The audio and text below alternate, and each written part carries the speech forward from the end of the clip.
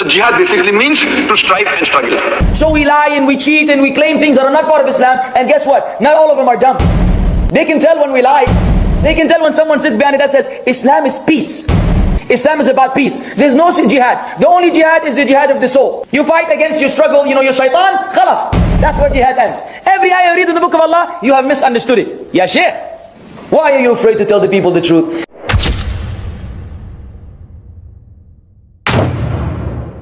The top of the charts is regarding jihad. Today, jihad is the most misunderstood word regarding Islam. It is not only misunderstood by the non-Muslims, it is even misunderstood by many of us Muslims.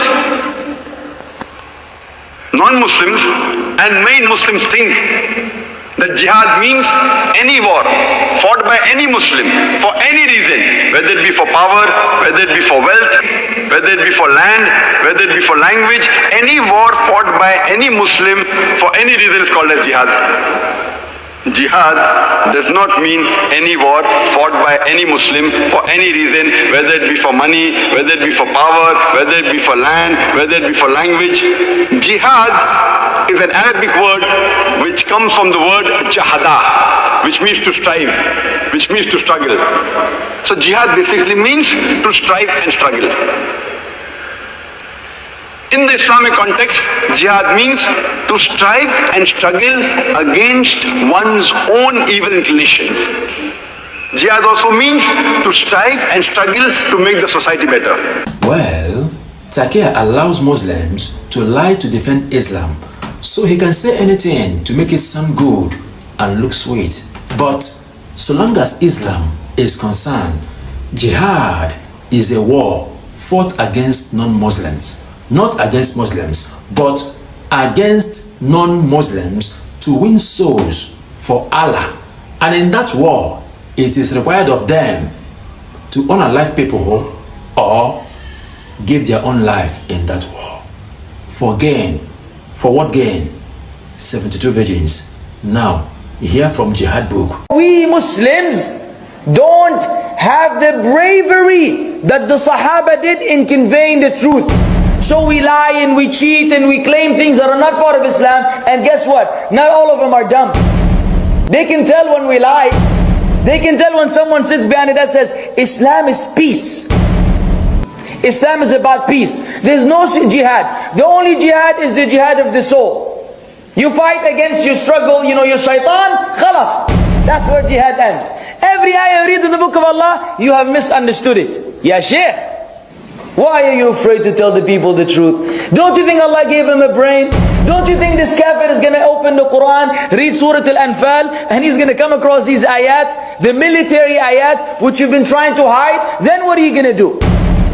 Then he's going to say, you guys were lying to me the whole time, and you keep telling me something, and here's your book, here's your Quran. Oh no, but no. See, you don't understand. This ayah was actually abrogated by the other ayah, لَكُمْ دِينُكُمْ وَلِيَ دِينُ. So now they twist things around.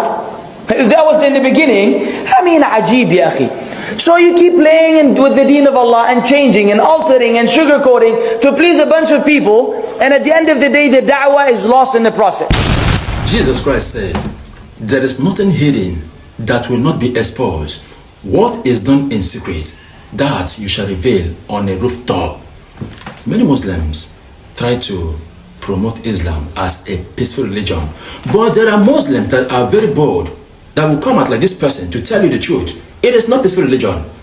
Most Muslims are not bold enough to face the truth. They will keep defending it. Islam is a peaceful religion. They know the truth. They know it is not a peaceful religion, but probably most of them are not bold enough to face the truth. Some of them are afraid to speak the truth. Some of them are compromising, looking for a way to defend it. But those that are very bold, like this man here, he knows that it is not a peaceful religion, and he is bold enough to tell us the truth that it is not a peaceful religion, but he has chosen to follow it. That is it. Whatever you have chosen to follow, be bold enough. If you find out it's not good, you better leave it and stop being hypocritical. Don't be a hypocrite. Examine what you are following, what you have decided to follow. Be bold enough to follow it, and don't deceive others. If you find out there is truth in it, follow it wholeheartedly. But if you find out there is no truth in it, stop defending lies to deceive others, making it to look good when you know in your heart it is not good. Call a spade a spade. If Muslims say that Jesus is a Muslim, it's because Jesus submitted his will to God, that one true God. Which will and which God? Is either you wanted to lie or you are simply ignorant. If you say that Jesus was a Muslim because he submitted to the will of God, then I may ask you, what is the will of God?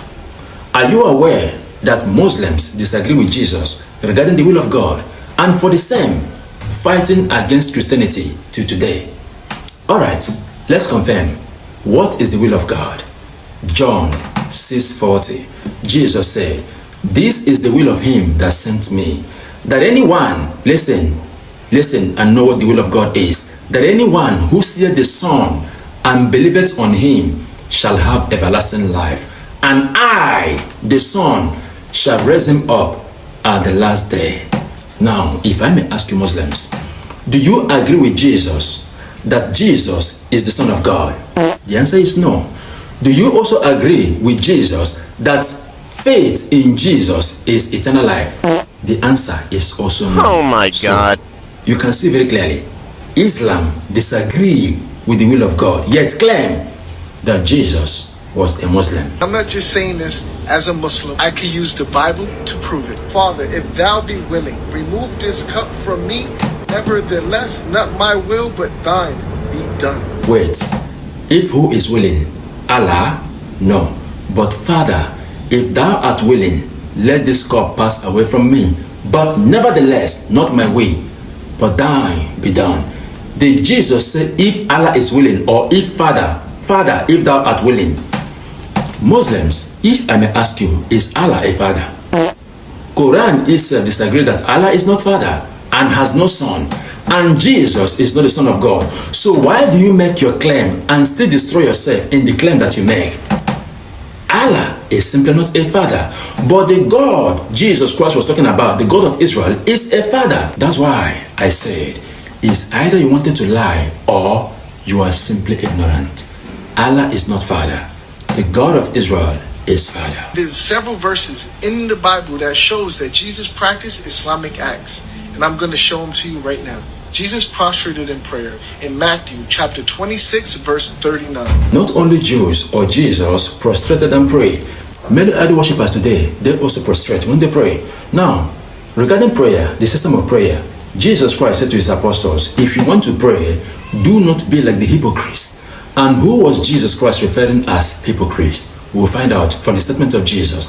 Jesus said, when you want to pray, go into your closet, go into your room, lock your door behind you, and pray to your Father who is unseen. And your Father who seeth what is done in secret shall reward you openly. First of all, Jesus addressed God as Father. Why Islam disagree that Allah is Father? Secondly, Jesus said, do not be like the hypocrites, for they like to stand in open places, in the street corners, to be seen by men that they are praying, which is what Islam practice. Standing in the street corners, in the streets of the whole cities, praying that they may be seen by men that they are praying, which is what Jesus Christ addressed as hypocrisy. So tell me, how is Jesus a Muslim?